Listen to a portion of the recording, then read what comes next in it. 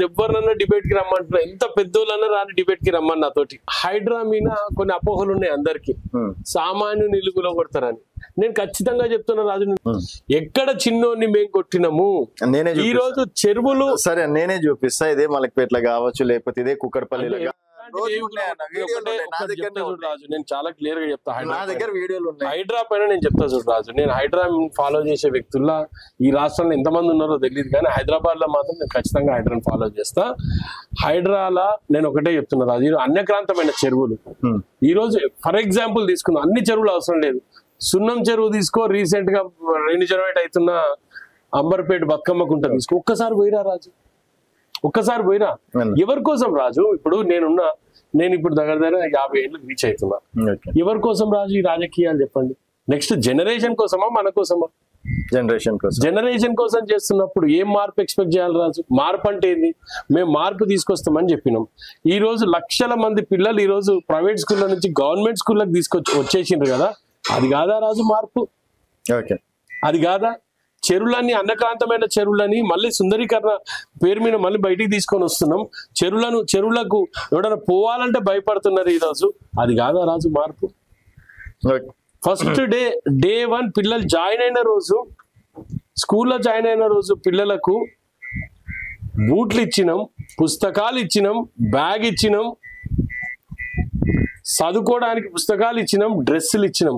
ఇది కాదా రాజు మార్పు? సరే మార్పు అంటే ఏంది రాజు? మీరు చెప్పిందంతా ఓకే అన్న, బాగానే ఉంది. సరే నిజాలే అవి. మీరు ఎక్స్పెక్టేషన్ ఏంది? ఇప్పుడు మీరే దాదాపు ప్రచారం చేసిండ్రు, 100 రోజుల్లో మేము అవి ఇస్తాం ఇవి ఇస్తాం అని చెప్పిండ్రు. 2000 దానికి 4000 రూపాయలు ఇస్తాం, 4000 ఉన్న దానికి 6000 చేస్తాం, తులం బంగారం అన్నారు, స్కూటీలు అన్నారు, ఇవన్నీ. సో దానివల్ల నిజంగా కేసీఆర్ ఇంతే ఇస్తుండే కదా, వీళ్ళు నిజంగా ఇస్తారేమో, 100 రోజుల బాండ్ పేపర్ మరి ఇస్తున్నారు కదా అని చెప్పేసి అంటే జనాల్లోకి ఎక్స్పెక్టేషన్ పెట్టింది. నువ్వు కూడా మాతో పాటు ఇంద్రవల్లి నుంచి మాతో పాటు ట్రావెల్ చేసినావు. కాంగ్రెస్ పార్టీ బీట్లా నువ్వు ఉన్నావు. ప్రతి దాంట్లో మేము వాగ్దానాలు ఇచ్చిన కాడల్లా నువ్వు ఉన్నా. ఈ రోజు మేము 500 రూపాయలు సిలిండర్ తగ్గిస్తాన్నాం రాజు. తగ్గిలేదా రాజు? మేము ఈ రోజు ఎంతమందికి వస్తుంది? అందరికి వస్తుంది రాజు. పవర్టీ లైన్ కింద ఉంటారో వాళ్ళందరికి వస్తుంది. లేదన్నా అదే విధంగా కరెంట్ బిల్లు రాజు 200 యూనిట్లు పైన ఉన్న వాళ్ళకు బిల్లు పడుతుంది, 200 యూనిట్ల లోపల ఉన్న వాళ్ళకి బిల్లు పడదని చెప్పిన. పోదాం పా, ఒక బస్తీకి పోదాం, ఏ ఇంట్లో 200 యూనిట్లు పైన వాళ్ళకి వస్తుందో అడుగుదాం పా. మేము చేసింది కాదా రాజు? సరే ఈరోజు సన్న బియ్యం ఉన్నాయి రాజు, 6 కిలోల సన్న బియ్యం 3 నెలలకు ఒకటేసారి ఉచితంగా ఈరోజు పంపిణీ చేస్తున్నాము. రేవంత్ రెడ్డి గారి ఇంట్లో తింటున్న బియ్యము, ఉత్తమ్ రెడ్డి గారి ఇంట్లో తింటున్న బియ్యమే సామాన్యుడి తినాలని ఒక సంకల్పంతో గవర్నమెంట్ తీసుకున్న డెసిషన్ ఈ రోజు ప్రతి ఇంటా సన్న బియ్యం పెడుతున్నామే. అది కాదా రాజు మార్పు అనేది? ఒక్కసారి రా, హాస్టల్లోకి పోదాం.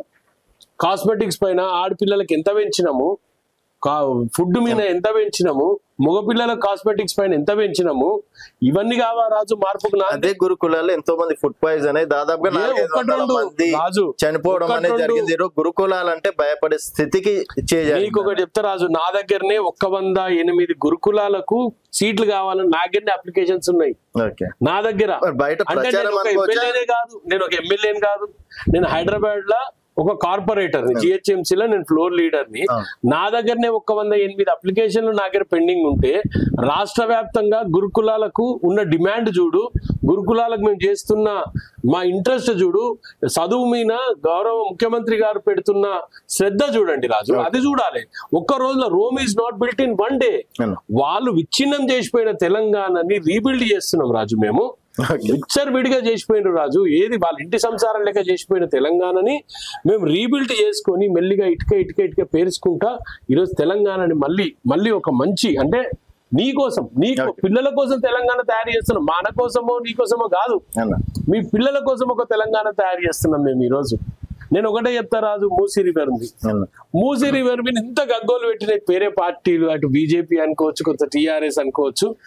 ఎందుకు రాజు? ఎందుకు కావద్దు? సబర్మతి లాగా మన రివర్ రాజు. క్లారిటీ ఉన్నారు. మూసీ రివర్ వరకు మేము అడ్డు చెప్పలేదు, కాకపోతే సుందరీకరణ పేరుతోటి లక్షల కోట్ల ధనం వృధా చేస్తే, అలాగే పేదల ఇంట్లో జోలికి ఏం ధనం విడిచిపెట్టిపోయారని లక్షల కోట్లు ఉన్నాయి ఆడ.